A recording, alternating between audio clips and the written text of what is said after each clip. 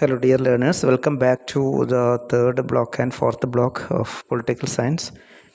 മൂന്നും നാലും block Marxian ideas forms of power ആണ്. ഇപ്പോൾ ഒന്നും രണ്ടും ബ്ലോക്ക് നിങ്ങൾ കേട്ടു എന്ന് കാണുന്നു. വളരെ ഷോർട്ടാക്കിയിട്ടാണ് ഒരു എക്സാമിനേഷന് വേണ്ടിയിട്ടുള്ളത് മാത്രം ആണ്, ഡീറ്റെയിൽ ആയിട്ട് തന്നിട്ടേ ഇല്ല. അപ്പോഴത് കേട്ടു എന്ന് തോന്നുന്നു. സോ കമൻറ്റ്സ് കൊടുക്കുക. അതുപോലെ തന്നെ നമുക്ക് ബ്ലോക്ക് 3ഉം 4ഉം പ്രധാനപ്പെട്ട പോയിൻറ്റ്സിലേക്ക് പോകാം. അപ്പോൾ ബ്ലോക്ക് 3ഉം 4ഉം മാർക്സിയൻ ഐഡിയാസും അതുപോലെ ഫോംസ് ഓഫ് പവറുമാണ്. അപ്പോൾ അതിൽ മാർക്സിയൻ ആക്ച്വലി ഒരു 12 ക്വസ്റ്റ്യൻസാണ് ഇട്ടിരിക്കുന്നത്. അതിൽ നിന്ന് 10 മാർക്ക് ക്വസ്റ്റ്യൻസ് വരാം, അതുപോലെ തന്നെ 4 മാർക്കും 1 മാർക്കും ഒക്കെ അതിൽ ഉൾപ്പെടും. അതുകൊണ്ട് അത് ആ ക്ലാസ് കൃത്യമായിട്ട് കേട്ടിട്ട് ഒന്ന് അനലൈസ് ചെയ്യുക. ഓക്കെ, ഇപ്പോൾ മാർക്സിയൻ ഐഡിയാസാണ് first third block. Marxian ideas, അതിൽ class, socialism and capitalism, hegemony and ideology, ഇങ്ങനെ 3 യൂണിറ്റ്സാണ്. അതേസമയം ഫോംസ് ഓഫ് പവർ എന്ന് പറയുന്ന ഫോർത്ത് ബ്ലോക്കിൽ power, authority, influence and legitimacy, അതാണ് ഇൻഫ്ലുവൻസ്, ലെജിറ്റിമസി, നിയമസാധുത. അപ്പോൾ അങ്ങനെ 3 യൂണിറ്റ്സാണ് ബ്ലോക്ക് 4ൽ കൊടുത്തിരിക്കുന്നത്. So we come back to the questions of the third block. Page number 123 ആണ്. What are the 2 primary class according to Marx? വീണ്ടും മാർക്സിനെ കുറിച്ചാണ് പരാമർശം വന്നിരിക്കുന്നത്. What are the two primary classes according to Marx? ഞാനിതിവിടെ നേരത്തെ പറഞ്ഞിട്ടുണ്ട്. അതായത് വർക്കേഴ്സും ക്യാപിറ്റലിസ്റ്റും ആണെന്ന് ഞാൻ പറഞ്ഞിട്ടുണ്ട്. വർക്ക് ചെയ്യുന്നവരും അതുപോലെ തന്നെ ക്യാപിറ്റലിസ്റ്റുമാണ് 2 ക്ലാസ്. മാർക്സിയൻ തിയറിയിൽ പറയുന്ന 2 ക്ലാസ്, 2 ആൻറ്റഗോണിസ്റ്റിക് ആൻഡ് കോൺഫ്ലിക്റ്റിംഗ് ക്ലാസ്സസ് എന്നാണ്. പരസ്പരം തമ്മിലടിച്ചു കൊണ്ടിരിക്കുന്ന 2 വർഗ്ഗങ്ങളാണ്, 2 ക്ലാസ്സാണ് മുതലാളിമാരും തൊഴിലാളിമാരും എന്നാണ് മാർക്സ് അഭിപ്രായപ്പെടുന്നത്.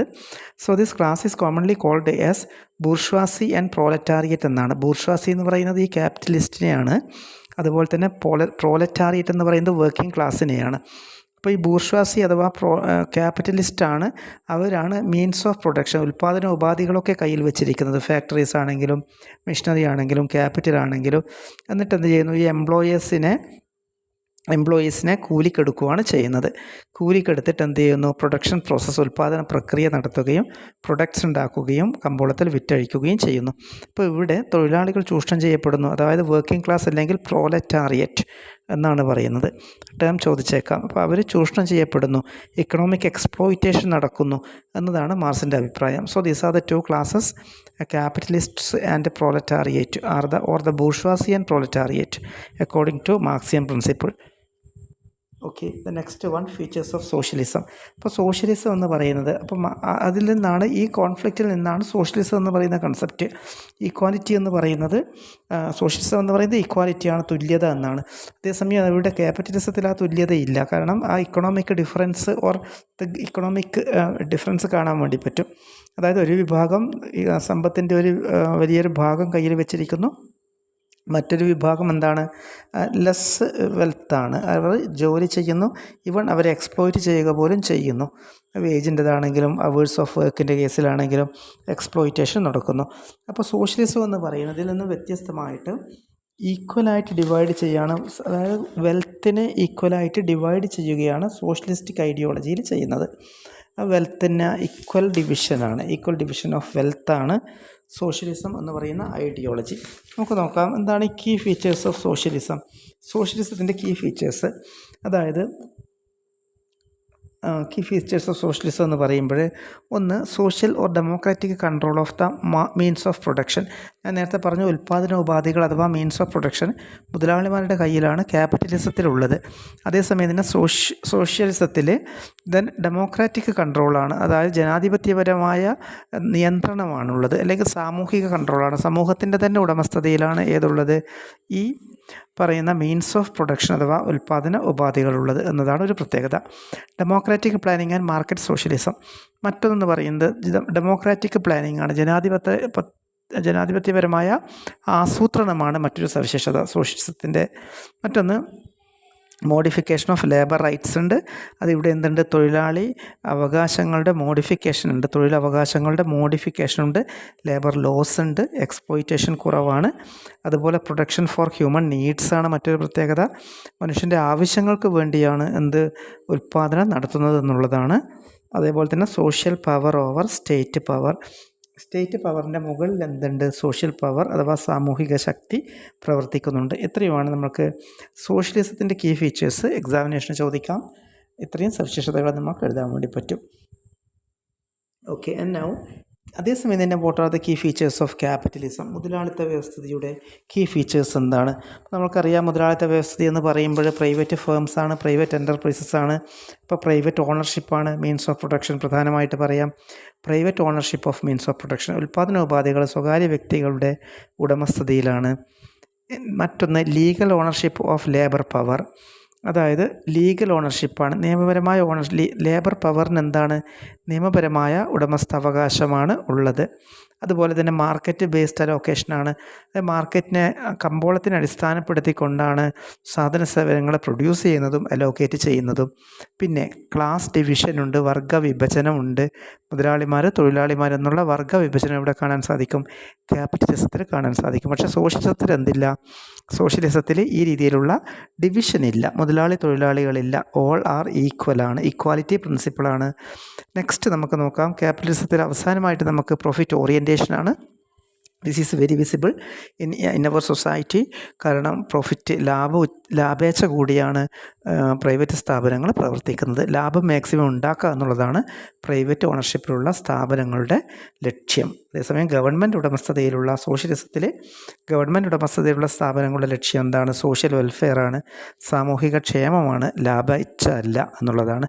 So these are the characteristics or the key features of capitalism. Okay, last one profit orientation, ലാഭേച്ഛയാണ്. നൗ വാട്ട് ഈസ് ഹെഗിമണി എന്നൊരു ക്വസ്റ്റ്യൻ ചോദിച്ചിട്ടുണ്ട്. പേജ് നമ്പർ നമുക്ക് നോക്കാം. ടെക്സ്റ്റ് ബുക്കിൽ 150 ആണ് പേജ് നമ്പർ. നമ്മൾ പറ്റുവാണെങ്കിൽ ഒന്ന് വായിച്ച് നോക്കുക. ഹെഗിമണി എന്ന് പറയുന്ന ക്വസ്റ്റ്യൻ എന്താണ്? ഇതിനെല്ലാം ഒന്ന് സമ്മപ്പ് ബ്രീഫപ്പ് ചെയ്യുക മാത്രമാണ് ചെയ്യുന്നത്. ഇതിനെ ബേസ് ചെയ്തുകൊണ്ട് വൈഡ് എക്സ്പ്ലനേഷൻ നടക്കില്ല. കാരണം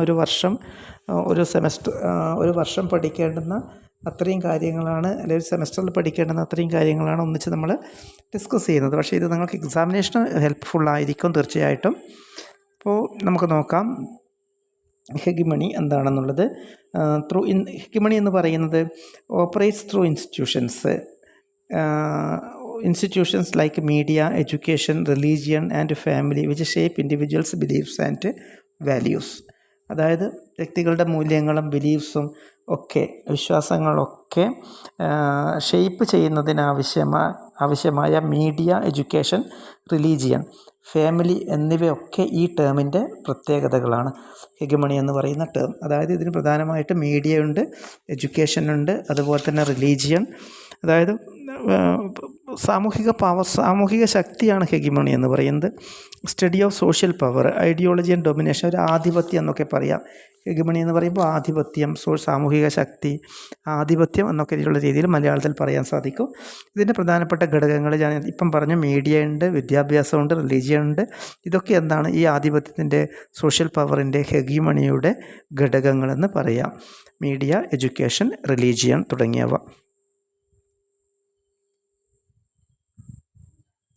And now state hegemony and cultural institutions. State hegemony and cultural institutions. എന്താണ് ഹെഗമണിയും അതുപോലെ തന്നെ കൾച്ചറൽ ഇൻസ്റ്റിറ്റ്യൂഷൻസ് എന്ന് പറയുന്നത് എന്താണ്? സാംസ്കാരിക സ്ഥാപനങ്ങൾ. ഹെഗമണിയും സാംസ്കാരിക സ്ഥാപനങ്ങളും. അപ്പോൾ ഹെഗമണി ആധിപത്യം, സോഷ്യൽ പവർ അഥവാ ആധിപത്യം സൂചിപ്പിക്കുന്ന സാംസ്കാരിക സ്ഥാപനങ്ങൾ എന്ന് പറയുമ്പോൾ നമ്മൾക്ക് ഏതൊക്കെ എടുക്കാം?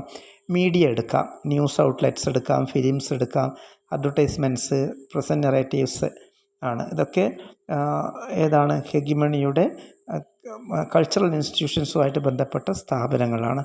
അതായത് സോഷ്യൽ പവറിൻ്റെ സാംസ്കാരിക സ്ഥാപനങ്ങൾ. മറ്റൊന്ന് എഡ്യൂക്കേഷൻ, വിദ്യാഭ്യാസം എന്ന് പറയാം. അതുപോലെ തന്നെ വിദ്യാഭ്യാസം എന്ന് പറയുമ്പോൾ സ്കൂൾസ്, യൂണിവേഴ്സിറ്റീസാണ്. മറ്റൊന്ന് റിലീജിയൻ, മതം. Many religious institutions promote obedience, hierarchy and social stability. ഇതൊക്കെ സാമൂഹികമായ ശ്രേണി, അതുപോലെ തന്നെ സാമൂഹികമായ സ്ഥിരത, അതുപോലെ അനുസരണ, ഇതൊക്കെ മതപരമായ ഇങ്ങനെയുള്ള അനുസരണ, ഹൈറാർക്കി, ഇതൊക്കെ എന്താണ്? റിലീജിയനാണ്. ഇതൊക്കെ ഏതുമായിട്ട് ബന്ധപ്പെട്ടിരിക്കുന്നു? ഈ സോഷ്യൽ ക്ലാസ്, സോഷ്യൽ പവറുമായിട്ട്, സാമൂഹിക ശക്തിയുമായിട്ട് നമുക്കറിയാതെ റൂളിംഗ് ക്ലാസ്സിനെ പോലെ ഈവൻ ഇൻഫ്ലുവൻസ് ചെയ്യപ്പെടുന്നുണ്ട്, സ്വാധീനിക്കുന്നുണ്ട് എന്നുള്ളത്. അപ്പോൾ ഈ ആധിപത്യവും അതുപോലെ തന്നെ സാംസ്കാരിക സ്ഥാപനം എന്ന് പറയുമ്പോൾ മീഡിയ എടുക്കാം, എഡ്യൂക്കേഷൻ എടുക്കാം, റിലീജിയൻ എടുക്കാം. നെക്സ്റ്റ് വൺ നമുക്ക് നോക്കാം. കൺസെപ്റ്റ് ഓഫ് പവർ എന്താണ്? Explain the concept of power. എന്താണ് പവർ എന്ന് പറയുന്ന concept? Explain the concept of power. നമുക്ക് നോക്കാം എന്താ പവർ എന്ന് പറയുന്ന സങ്കല്പം. പവർ എന്ന് പറയുമ്പോൾ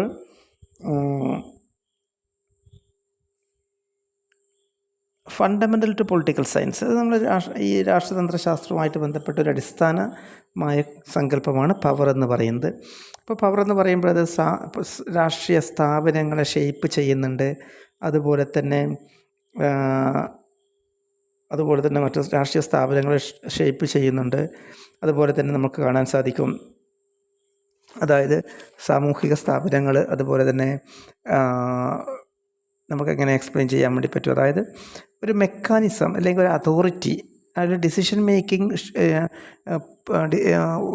മേക്കിംഗ് മെത്തേഡ് എന്നൊക്കെ ഇപ്പോൾ തീരുമാനമെടുക്കുന്നത്, അതുപോലെ തന്നെ ഒരു പ്രത്യേക മെക്കാനിസം അല്ലെങ്കിൽ ഒരു അധികാരം, അതോറിറ്റി, ഇതൊക്കെ ഒരു പവറിൻ്റെ ശക്തിയുടെ, രാഷ്ട്രീയ ശക്തിയുടെ ഭാഗങ്ങൾ എന്ന് പറയാൻ സാധിക്കും. അങ്ങനെയൊക്കെ പറയുമ്പോൾ ഇതിനെ ability to influence or control others എന്ന് പറയാം നമുക്ക് ജനറലായിട്ട്. അതായത് മറ്റുള്ളവരെ നിയന്ത്രിക്കുവാനും സ്വാധീനിക്കുവാനുമുള്ള കഴിവ്. It is the ability to influence or control others എന്ന രീതിയിൽ നമുക്ക് ഇതൊരു സാമ്പത്തിക ശക്തിയാണ്. പവർ എന്ന് പറയുമ്പോൾ പൊളിറ്റിക്കൽ പവറാണ്, ഐഡിയോളജിക്കൽ പവറാണ്, ഒക്കെയുണ്ട്, ഇതിൻ്റെ ഭാഗമാണ്. അപ്പോൾ ഈ രീതിയിൽ നമുക്ക് പവറിനെ എക്സ്പ്ലെയിൻ ചെയ്യാം. പവർ എന്ന് പറയുമ്പോൾ, ശക്തി എന്ന് പറയുമ്പോൾ നമുക്കറിയാം കോമൺ ആയിട്ടുള്ള ടേമാണ്. പക്ഷേ പൊളിറ്റിക്കൽ സയൻസിൽ ഇതിനെ ഈ രീതിയിലേ നമുക്ക് വ്യാഖ്യാനിക്കാൻ സാധിക്കും, ഈ രീതിയിലേ ആൻസർ എഴുതാനും പാടുള്ളൂ.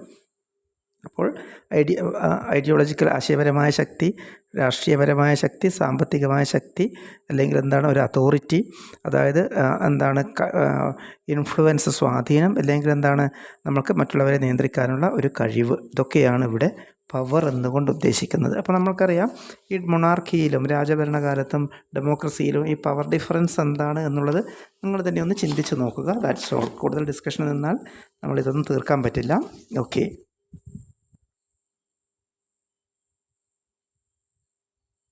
And now, what are the functions of political power? Political power functions കണ്ടു. നമ്മളിപ്പോൾ പൊളിറ്റിക്കൽ പവറിനെ കുറിച്ച് പറഞ്ഞു. അപ്പോൾ ഈ പൊളിറ്റിക്കൽ പവറിൻ്റെ ഇക്കണോമിക് പവർ പറഞ്ഞു, പൊളിറ്റിക്കൽ പവർ പറഞ്ഞു, ഐഡിയോളജിക്കൽ പവർ പറഞ്ഞു. അപ്പോൾ ഇതിൻ്റെ പൊളിറ്റിക്കൽ പവറിൻ്റെ ഫങ്ഷൻസ് എന്ന് പറയുമ്പോൾ, ഇതിൻ്റെ ധർമ്മങ്ങൾ എന്ന് പറയുമ്പോൾ, ഈ പൊളിറ്റിക്കൽ പവറിൽ എന്തുണ്ട്? നമുക്ക് രണ്ടെണ്ണം എടുക്കുക. അതിൽ ഡിസിഷൻ മേക്കിംഗ് ഉണ്ട്, തീരുമാനം എടുക്കുന്നത് പൊളിറ്റിക്കൽ പവറാണ്. ഡിസിഷൻ മേക്കിംഗ് ഉണ്ട്. പൊളിറ്റിക്കൽ പവറിൻ്റെ ഫങ്ഷൻസ് ഡിസിഷൻ മേക്കിംഗ് എന്ന് പറയാം. അതുപോലെ പൊളിറ്റിക്കൽ പവറിൻ്റെ മറ്റൊരു ഫങ്ഷൻ അജണ്ട സെറ്റിങ്. നമ്മൾ അജണ്ട സെറ്റ് ചെയ്യുന്നു, അതായത് ഡിബേറ്റിനും ഡിസ്കഷനും വേണ്ടിയുള്ള അല്ലെങ്കിൽ മീറ്റിങ്ങിന് വേണ്ടിയുള്ള അജണ്ട സെറ്റ് ചെയ്യുന്നത് പൊളിറ്റിക്കൽ പവറിൻ്റെ ഭാഗമാണ്. So functions of political power രണ്ടെണ്ണം എടുക്കാം. ഡിസിഷൻ മേക്കിംഗ് രണ്ടെണ്ണം നമുക്ക് എഴുതാൻ പറ്റും. Decision making and agenda setting ആണ്. Next, explain the source and forms of power. Source and forms of power. മറ്റൊന്ന് source and forms of power. നമുക്ക് നോക്കാം എന്താണ് പവറിൻ്റെ സോഴ്സ്, അതുപോലെ ഫോംസ്, അതിൻ്റെ അടിസ്ഥാനവും അതുപോലെ തന്നെ അതിൻ്റെ രീതികളും. ഒന്ന് നമുക്ക് നോക്കാം. കോവേഴ്സീവ് പവറാണ്. കോവേഴ്സീവ് പവർ എന്ന് പറഞ്ഞാൽ ശക്തിയിലൂടെയും ഭീഷണിയിലൂടെയും ഉണ്ടാക്കുന്ന പവറാണ്. അതായത് ഫോഴ്സിലൂടെയും ഭീഷണിയിലൂടെയും ഒക്കെ ഉണ്ടാക്കുന്ന പവറിനെയാണ് എന്ത് പറയുക? കോവേഴ്സീവ് പവർ. നമ്മൾക്കറിയാം, ഇപ്പോൾ നമ്മൾ പാകിസ്ഥാനിൽ മിലിറ്ററി റൂള് വരുന്നുണ്ട്. അപ്പോൾ കോവേഴ്സീവ് പവറിലൂടെയാണ് ഏത് വരുന്നത്? ഈ മിലിറ്ററി റൂള് വരുന്നത്. ലെജിറ്റിമേറ്റ് പവറാണ്. ലെജിറ്റിമേറ്റ് പവർ എന്ന് പറയുന്നത് ഗവർണൻസ് സ്ട്രക്ചേഴ്സാണ്, such as elected officials and traditional rulers. ഇവർക്കുള്ളത് ലെജിറ്റിമസിയാണ്, അതായത് നിയമസാധുതയുള്ള ശക്തിയാണ് ലെജിറ്റിമേറ്റ് പവർ. നിയമസാധുതയുണ്ട് എന്ന് പറഞ്ഞാൽ ഇലക്റ്റ് ചെയ്യുമ്പോൾ, തിരഞ്ഞെടുക്കപ്പെടുമ്പോൾ അങ്ങനെ കിട്ടുന്ന പവേഴ്സിനെ ഒക്കെ എന്താണ്? Legitimate power. അവിടെ എന്തുണ്ട്? ഈ ഗവൺമെൻറ്റിന് നിയമസാധുതയുള്ളൊരു ശക്തിയാണ് ലെജിറ്റിമേറ്റ് പവർ, നിയമസാധുത. ഇക്കണോമിക് പവർ, സാമ്പത്തിക ശക്തി എന്ന് പറയുമ്പോൾ എന്താണ്? സാമ്പത്തിക ശക്തികൾ എന്ന് പറയുമ്പോൾ റിസോഴ്സ്, വെൽത്ത്, അതുപോലെ ഫിനാൻഷ്യൽ ഇൻസ്റ്റിറ്റ്യൂഷൻസ്, അതിനെയൊക്കെ കൺട്രോൾ ചെയ്യാനുള്ള പവർ, അതിനെയാണ് economic power. Cultural and ideological power മറ്റൊന്ന്, സാംസ്കാരികവും ആശയപരവുമായ ശക്തിയാണ് മറ്റൊന്ന്. ഇത് ഏതിൻ്റെ ഭാഗമാണ്? അതിന് മൂല്യങ്ങൾ, ആശയങ്ങൾ, ബിലീഫ് സിസ്റ്റംസ് ഇതൊക്കെ ബന്ധപ്പെട്ടതാണ് ഏത്? Cultural and ideological power. അപ്പോൾ നമ്മൾ sources and forms of power ഇതിനെ ഇങ്ങനെ 4 ടൈപ്സ് ആക്കിയിട്ട് നമുക്ക് ഡിവൈഡ് ചെയ്യാൻ വേണ്ടി സാധിക്കും.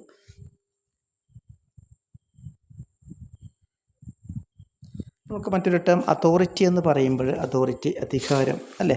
അതോറിറ്റി എന്ന് പറയുമ്പോൾ പ്രധാനപ്പെട്ടൊരു ക്വസ്റ്റ്യൻ നമുക്ക് ഡിസ്കസ് ചെയ്യാം.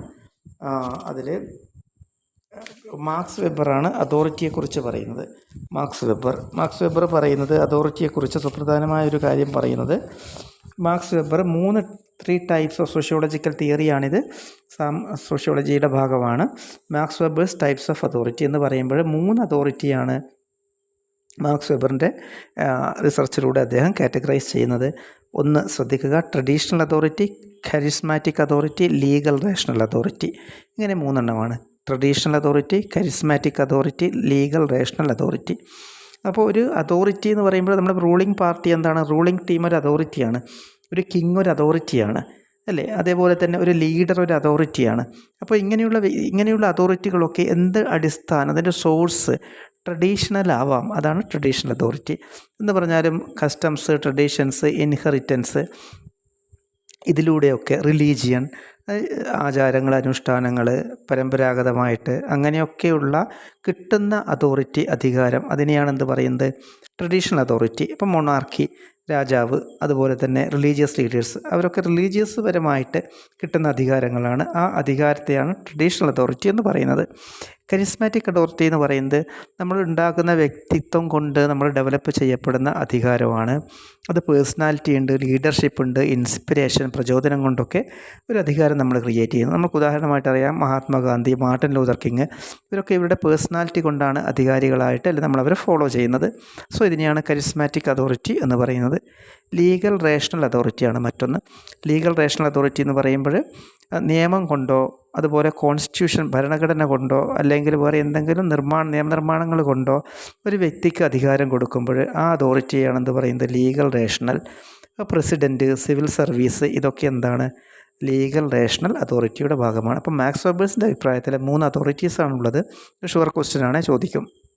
Traditional authority, charismatic authority and legal rational authority. ഇതിനെയൊന്ന് മലയാളം തേടി പോകേണ്ട. നിങ്ങൾ ട്രഡീഷണൽ എന്ന് എഴുതാം, കരിസ്മാറ്റിക് എന്ന് ഇംഗ്ലീഷിൽ സൈഡ് ഹെഡിങ് എഴുതാം. എന്നിട്ട് ഈ പറഞ്ഞ കാര്യങ്ങൾ മലയാളത്തിൽ എക്സ്പ്ലെയിൻ ചെയ്യാം. Legal rational page number 178 refer ചെയ്താൽ മതി. ഓക്കെ, ഇനി നമുക്ക് മറ്റൊന്ന് നിയമസാധുത എന്ന് പറയുന്ന, ലെജിറ്റിമസി എന്ന് പറയുന്ന കൺസെപ്റ്റിലേക്ക് പോകാം. ഈ ബ്ലോക്കിൻ്റെ ലാസ്റ്റ് പാർട്ടാണ്. എന്താണ് ലെജിറ്റിമസി എന്ന് പറയുന്നത്? എന്താണ് ടൈപ്സ് ഓഫ് ലെജിറ്റിമസി? നമുക്ക് നോക്കാം. ലെജിറ്റിമസി എന്ന് പറയുമ്പോൾ, അതായത് നിയമസാധുത എന്ന് പറയുമ്പോൾ, legitimacy is an important concept in political science. ഇതെന്താണ്? Helps organizations, policies and leaders gain acceptance and compliance from people. നമുക്ക് അതായത് സ്ഥാപനങ്ങൾക്കും നിയമം, അതുപോലെ തന്നെ പോളിസികൾക്ക്, അതുപോലെ തന്നെ ലീഡേഴ്സിനും എന്ത് അക്സെപ്റ്റൻസ് നൽകുന്നതാണ്. അതുപോലെ തന്നെ അതായത് അക്സെപ്റ്റൻസ് എന്ന് പറഞ്ഞാൽ എന്താണ്? അവരെ അംഗീകരിക്കുന്നു. അതുപോലെ കംപ്ലയൻസ് ഫ്രം പീപ്പിൾ, വ്യക്തികളിൽ നിന്ന് എന്ത് ചെയ്യുന്നു? അവർക്ക് അക്സെപ്റ്റൻസ് കിട്ടുന്നു. ഏത് വഴി? ഈ ലെജിറ്റിമസി, നിയമസാധുത. അതിനെയാണ് നിയമസാധുത എന്ന് പറയുന്നത്. അപ്പോൾ legitimacy means that people believe an institution, rule or decision. Legitimacy എന്ന് പറയുന്നത് ജനങ്ങൾ ഒരു സ്ഥാപനത്തിൽ വിശ്വസിക്കുന്നു, നിയമത്തിൽ വിശ്വസിക്കുന്നു, ഒരു തീരുമാനത്തിൽ വിശ്വസിക്കുന്നു, അത് ശരിയാണെന്ന് ചിന്തിക്കുന്നു, ആൻഡ് ഷുഡ് ബി ഫോളോഡ്, അത് ഫോളോ ചെയ്യുന്നു. അതാണ് ലെജിറ്റിമസി എന്ന് പറയുന്നത്. ഒരു സ്ഥാപനം ലെജിറ്റിമസി ഉദ്ദേശിക്കുമ്പോൾ it works to gain approval from different groups. ഒരു നിയമസാധുത നമ്മൾ ഉദ്ദേശിക്കുമ്പോൾ, അല്ലെങ്കിൽ നമ്മളൊരു പ്രോഗ്രാമിന് നിയമസാധുത ഉദ്ദേശിക്കുമ്പോൾ നമ്മൾ ലീഗൽ അതോറിറ്റീസിൽ നിന്നും വ്യക്തികളിൽ നിന്നും ഗവൺമെൻറ്റിൽ നിന്നും ഒക്കെ എന്ത് ചെയ്യുന്നു? ആക്സെപ്റ്റൻസ് വാങ്ങുന്നു. അതിനെയാണ് ലെജിറ്റിമേഷൻ എന്ന് പറയുന്നത്, നിയമസാധുത ഉണ്ടാക്കുക എന്നുള്ളത്. അപ്പോൾ legitimacy is N very important term in political science. കാരണം നമ്മളിപ്പോൾ ഒരു റൂളറാണെങ്കിലും അല്ലെങ്കിൽ ഒരു പാർലമെൻറ്റ് മെമ്പറാണെങ്കിലും അത് ലെജിറ്റിമേറ്റ് ആണ്. അദ്ദേഹത്തിന് എന്ത് കിട്ടിയിട്ടുണ്ട്? ഒരു നിയമസാധുത, അദ്ദേഹം ആക്സെപ്റ്റൻസ് കിട്ടിയിട്ടുണ്ട് ത്രൂ ദ ഡെമോക്രാറ്റിക് പ്രോസസ്സ് വഴി അദ്ദേഹത്തിന് ആക്സെപ്റ്റൻസ് കിട്ടിയിട്ടുണ്ട്. നമുക്കിതിൽ ടൈപ്സ് ഓഫ് ലെജിറ്റിമസിയാണ് നെക്സ്റ്റ് ക്വസ്റ്റ്യൻ വന്നിരിക്കുന്നത്. അത് ഇൻപുട്ട് ലെജിറ്റിമസി, ഔട്ട്പുട്ട് ലെജിറ്റിമസി എന്ന 2 2 ലെജിറ്റിമസിയാണ് നിയമസാധുത. അതായത് ഇൻപുട്ട് ലെജിറ്റിമസി എന്ന് പറയുന്നത് this comes from page number 187 നോക്കാം. ഇൻപുട്ട് ലെജിറ്റിമസി അങ്ങനെ തന്നെ എഴുതാം, എന്നിട്ട് ഇതിൻ്റെ ആൻസർ മലയാളത്തിൽ എഴുതാം. This comes from fair and open decision making. ഇങ്ങനെയുള്ള ഒരു നിയമസാധുത അല്ലെങ്കിൽ അക്സെപ്റ്റൻസ് തുറന്ന തീരുമാനമെടുക്കുന്ന പ്രക്രിയ വഴിയാണ് ലഭിക്കുന്നത്. ഓക്കെ, അതായത് ഇപ്പം process increases people's trust in governance. ഇപ്പം വ്യക്തികൾ ചേർന്നുകൊണ്ട് തീരുമാനമെടുക്കുന്നു. അങ്ങനെ തീരുമാനമെടുത്തിട്ട് എന്ത് ചെയ്യുന്നു, ഒരു വ്യക്തിയെ ഒരു ഇൻസ്റ്റിറ്റ്യൂഷൻ്റെ ഹെഡാക്കുന്നു. സോ അവിടെ എന്താണ്, ഇൻപുട്ട് ലെജിറ്റിമസിയാണ് അദ്ദേഹത്തിന് കിട്ടിയിരിക്കുന്നത്. ഓപ്പൺ ഡിസിഷൻ മേക്കിങ്ങിലൂടെയാണ് അദ്ദേഹത്തിന് ലെജിറ്റിമസി ലഭിച്ചിരിക്കുന്നത്. Output legitimacy comes from output ലെജിറ്റിമസിയാണ് കംസ് ഫ്രം ഇഫക്റ്റീവ് ഗവേണൻസ്. ഇപ്പോൾ government delivers good policies that benefit people it gains legitimacy. അപ്പോൾ അതായത് ആക്സെപ്റ്റൻസ് കിട്ടുന്നത് മറ്റൊരു രീതിയിലാണ്. ഇവിടെ ഒരു ഗവൺമെൻറ് നല്ല പ്രോഗ്രാംസ് മുന്നോട്ടേക്ക് വെക്കുമ്പോൾ അതിനെന്ത് കിട്ടുന്നു, നിയമസാധുത അല്ലെങ്കിൽ എന്താണ്, അതിന് അംഗീകാരം ലഭിക്കുന്നു. അതിനെയാണ് എന്ത് പറയുന്നത്, ഔട്ട്പുട്ട് ലെജിറ്റിമസി എന്ന പേരിൽ അറിയപ്പെടുന്നത്. ഓക്കെ, സോ ഇങ്ങനെ 2 ടൈപ്സ് ഓഫ് ലെജിറ്റിമസിയാണ്, ഇൻപുട്ട് ലെജിറ്റിമസിയും ഔട്ട്പുട്ട് ലെജിറ്റിമസിയും. മറ്റൊന്ന് നമുക്ക് നോക്കാം, ഇൻഫ്ലുവൻസ് മെക്കാനിസം എന്ന് പറയുന്ന ഒരു സംഭവമുണ്ട്. ഈ പവർ ആൻഡ് ഇൻഫ്ലുവൻസ് എന്ന് പറയുമ്പോൾ സ്വാധീനം എന്നാണ് ഉദ്ദേശിക്കുന്നത്. ആ ടേം നമുക്ക് അറിയാം, ഇൻഫ്ലുവൻസ്. എന്താണ് ഇൻഫ്ലുവൻസ് മെക്കാനിസം എന്ന് പറയുമ്പോൾ? ഇൻഫ്ലുവൻസിന് നമുക്ക് എന്ത് പറയാം, influence and power are 2 fundamental concepts of human relationships. ഇപ്പോൾ മനുഷ്യബന്ധങ്ങളുടെ അടിസ്ഥാനപരമായ സങ്കല്പങ്ങളാണ് ഈ ഇൻഫ്ലുവൻസും പവറും രണ്ടും. ഇത് രണ്ടും ഏതിലുണ്ട്, ഡിസിഷൻ മേക്കിങ്ങിൻ്റെയും ലീഡർഷിപ്പിൻ്റെയും സാമൂഹിക ബന്ധങ്ങളുടെയും ഭാഗമാണ് ഇൻഫ്ലുവൻസും പവറും. അത് പ്രത്യേകം ശ്രദ്ധിക്കുക. ഡിസിഷൻ മേക്കിങ്, അതുപോലെ തന്നെ സോഷ്യൽ റിലേഷൻസ്, അതുപോലെ എന്താണ് നമ്മൾ പറയുന്നത്, ലീഡർഷിപ്പ്, ഇതിൻ്റെയൊക്കെ ഭാഗമാണ് ഇൻഫ്ലുവൻസ് ആൻഡ് പവർ. ഇവിടെ നമുക്ക് ഇൻഫ്ലുവൻസിൻ്റെ എന്ത് നോക്കാം. സോ മെക്കാനിസംസ് ഓഫ് ഇൻഫ്ലുവൻസിൻ്റെ മെക്കാനിസംസ് എന്ന് പറയുന്നത് പെർsuasion, സോഷ്യൽ പ്രൂഫാണ്, അതുപോലെ റെസിപ്രോസിറ്റി ഉണ്ട്, അതോറിറ്റി ഉണ്ട്, കൺസിസ്റ്റൻസി ഉണ്ട്, സ്കേഴ്സിറ്റി. ഇതൊക്കെ ഇൻഫ്ലുവൻസിൻ്റെ സ്വാധീനമെന്ന് പറയുന്ന അതിൻ്റെ രീതികൾ അഥവാ മെക്കാനിസംസാണ്. പെർsuasion എന്ന് പറയുമ്പോൾ അത് ഇൻഫ്ലുവൻസ് ചെയ്യപ്പെടണമെങ്കിൽ എന്തുണ്ടായിരിക്കണം, പെർsuasion അഥവാ ലോജിക്കൽ ആർഗ്യുമെൻറ്റ്സ്, ഇമോഷണൽ അപ്പീൽസ് ഉണ്ടായിരിക്കണം. അതുപോലെ തന്നെ അത് മനസ്സിലാക്കിയെടുക്കാൻ കുറച്ച് പ്രയാസമാണ്. അതായത് എന്നിരുന്നാലും ആ ടേംസ് ഒന്ന് മനസ്സിലാക്കുക. പെർsuasionആണ്. സോഷ്യൽ പ്രൂഫ് ഉണ്ടായിരിക്കണം, അതൊരു ഇൻഫ്ലുവൻസ് മെക്കാനിസമാണ്, സാമൂഹികമായ തെളിവ്. അതുപോലെ റെസിപ്രോസിറ്റിയാണ്, ടെൻഡൻസി ടു റിട്ടേൺ ഫേവേഴ്സ്. നമ്മൾ ഇൻഫ്ലുവൻസ് ക്രിയേറ്റ് ചെയ്യണമെങ്കിൽ ഒന്ന് ഇങ്ങോട്ട് തിരിച്ച് കിട്ടുമ്പോൾ മറ്റൊന്ന് തിരിച്ച് കൊടുക്കാനുള്ള ടെൻഡൻസി ഉണ്ടായിരിക്കണം. അതുപോലെ തന്നെ അതോറിറ്റി ഉണ്ടാവണം, ആധികാരികത ഉണ്ടാവണം. അതുപോലെ സ്ഥിരതയും അതുപോലെ തന്നെ ദൗർലഭ്യം, ലിമിറ്റഡ് റിസോഴ്സസ് ആയിരിക്കണം. ഇതൊക്കെയാണ് ഈ ഇൻഫ്ലുവൻസിനെ, സ്വാധീനത്തിനെ അടിസ്ഥാനപ്പെടുത്തിയുള്ള മെക്കാനിസംസ് എന്ന് പറയുന്നത്. പെർsuasion, social proof, reciprocity, authority, consistency and scarcity. അപ്പോൾ ഇതിലേക്കും കൂടി ഒന്ന് പോവുക. ഇൻഫ്ലുവൻസ് എന്ന് പറയുമ്പോൾ നമ്മൾ ലീഡർഷിപ്പിനെ മനസ്സിലേക്ക് കൊണ്ടുവന്നാൽ മതി. ലീഡർഷിപ്പാണ് ഇൻഫ്ലുവൻസ് എന്ന് പറയുമ്പോൾ സിമ്പിളായിട്ട് നമുക്ക് മനസ്സിലാക്കാം. ലീഡർഷിപ്പ് എന്നുള്ള ഒരു കൺസെപ്റ്റിലാണ് ആ ഇൻഫ്ലുവൻസ് വരുന്നത്. അപ്പോൾ ലീഡർഷിപ്പ്, സ്വാധീനമുണ്ടാവുന്നു, പെർsuasion ഉണ്ടാവുന്നു, അതുപോലെ തന്നെ സോഷ്യൽ പ്രൂഫ്, സാമൂഹികമായ തെളിവുണ്ടാവണം. അതുപോലെ ലീഡേഴ്സ് എന്ന് പറയുമ്പോൾ റെസിപ്രോക്കൽ ആയിരിക്കണം. ലീഡേഴ്സ് അതോറിറ്റിയാണ്. ലീഡേഴ്സ് സ്ഥിരത ഉണ്ടാവണം. ഇൻഫ്ലുവൻസ് എന്ന് പറയുമ്പോൾ ആ ടേം മനസ്സിലാക്കുമ്പോൾ നിങ്ങൾ കുറച്ചുകൂടി എളുപ്പമാവും. അതുപോലെ തന്നെ റിസോഴ്സ് സ്കേഴ്സ് ആയിരിക്കും, അതിൽ നിന്ന് തീരുമാനമെടുക്കാനും ഈ ലീഡേഴ്സിന് കഴിയണം. അതൊക്കെയാണ് ലീഡേഴ്സിൻ്റെ മെക്കാനിസം അഥവാ ഇൻഫ്ലുവൻസ് മെക്കാനിസം എന്ന രീതിയിൽ നമ്മൾക്ക് കാണാൻ വേണ്ടി സാധിക്കും. ഓക്കെ, അപ്പോൾ ഓർഗനൈസേഷൻ്റെ ഇൻഫ്ലുവൻസ് എന്ന് പറയുമ്പോൾ അതുമായിട്ട് ബന്ധപ്പെട്ടതാണ്. ക്വസ്റ്റ്യൻ ഇവിടെ ഇല്ല. 2 രീതിയിലുള്ള ലീഡർഷിപ്പ് കാണാൻ സാധിക്കും. ട്രാൻസ്ഫോർമേഷണൽ ലീഡർഷിപ്പ് ഉണ്ട്, അതുപോലെ തന്നെ അവരുടെ നെറ്റ്വർക്കിംഗ് റിലേഷൻഷിപ്പ് ഉണ്ട്. അത് പോട്ടെ, നമുക്ക് എക്സ്പ്ലെയിൻ ചെയ്യേണ്ട. ഇത്ര വരെയുള്ള കാര്യങ്ങളിലൊന്ന് ഡീറ്റെയിൽ ആയിട്ട് നോക്കുക. ഒന്ന് ടെക്സ്റ്റ് ഒന്ന് വായിച്ച് നോക്കുക. സോ ഇതിൻ്റെ കമൻറ്റ്സ് പറയുക. So yes, I will be continuing the next 2 blocks. Okay, so it's actually in a nutshell for the examination point of view. ചുരുക്കിയിട്ട് പരീക്ഷയ്ക്ക് വേണ്ടി മാത്രമാണ്. ഓക്കെ, മറ്റ് ഡീറ്റെയിലായി പഠിച്ചവർക്കും ഇത് കേൾക്കാം, നിങ്ങൾക്ക് സപ്പോർട്ടായിരിക്കാം. Okay, all the best.